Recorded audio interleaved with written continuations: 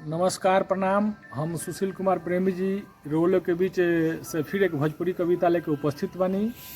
ये कविता लहसुन 2024 में जो पूरा महंगाई पर अलग है वो लहसुन के देख के प्याज बेचारा अलगे छटपटाता कि भाई हमार दाम कमे रह गया, ये आगे बढ़ गए।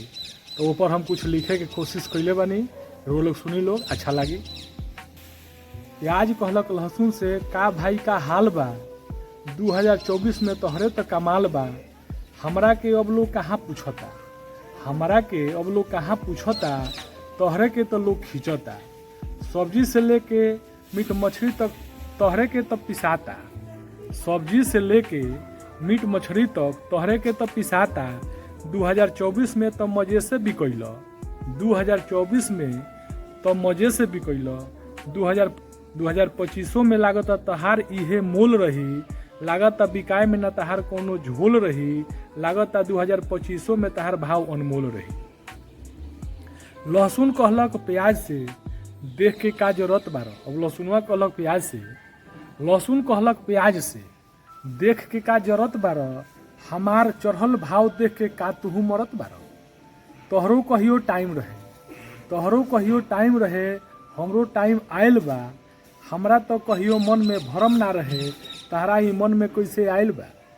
हमार मांग कबो ना अधिका ठंडा में तेल में डाल के दहिया में गर्मी ला घुसा तानी। हमार मांग कबो ना कम भइल, हमार मांग कबो ना कम भइल। अधिका ठंडा में तेल में डाल के दहिया में गर्मी ला घुसा तानी। तू हमारा से का मुकाबला करबो, दवाइयों में तो पूछा तानी। तू आलू दम प्याजू से लेके मीटे तक सीमित रहेला। हमरा में तू कहाँ लगबो, मछली कहाँ तू सहेला। हमरा के देखो मछलियों में पिसात बनी। हमार भाव चढ़ल देख रौरा काहे खिसियात बनी। हमरा के देख के तू आपन करेजा काहे फारत रह, हमरा के देख के तू आपन करेजा काहे फारत रह। तहार भाव नइखे चढ़ता, हमरा पर का झारत रह। तहरा नियर ना हम सस्ते दाम में ट्रक पर लादात बनी, तहरा नियर ना हम सस्ते दाम में ट्रक पर लादात बनी। हमरा फेर में जन रह, हम देख कार में जात बनी। हमरा के केहू के ले जाए के कहाँ पसेरी में सकान बा, हमरा के केहू के ले जाए के कहाँ पसेरी में सकान बा। हमरा के साथ ले जाएला अमीर के मकान बा। ओहिजा जाके टोकरी में खूब ठाठ से रहिले, ओहिजा जाके टोकरी में खूब ठाठ से रहिले। कूलर पंखा के कहो, एसी के हवा सहिले, एसी के हवा सहिले। हमरा के देख के जन फाटो तहार छाती, ऐसे यदि उनकर कृपा रही 2025 में उछाल मारम दिन राती, उछाल मारम दिन राती। तहरा जैसन थोड़ा ही बनी कि काटते आँख से आवेला रोआई। जितना में बारो तू ठीक बारो, जितना में बारो तू ठीक बारो, ठीक होता तहार दवाई, ठीक होता तहार दवाई। रात दिन हमरे फेरा में पड़ल रहेला, राते दिने हमरे फेरा में पड़ल रहेला। हमरे मूल जाने ला हरदम जड़ल रहेला। ए लहसुन भाई भाव तहार कैसे चढ़ गईल, ए लहसुन भाई भाव तहार कैसे चढ़ गईल।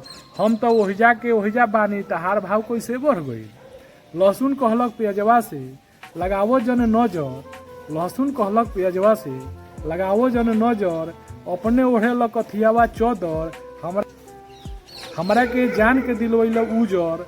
मैल भइल तो कहियो ना पूछल, मैल भइल तो कहियो ना पूछल। कहल कसहू कर गुजर, अबगे तो हमार मोल चढ़ल बा, अबगे तो हमार मोल चढ़ल बा। पेन के चलब हम बरेजर, पेन के चलब हम बरेजर। नमस्कार प्रणाम।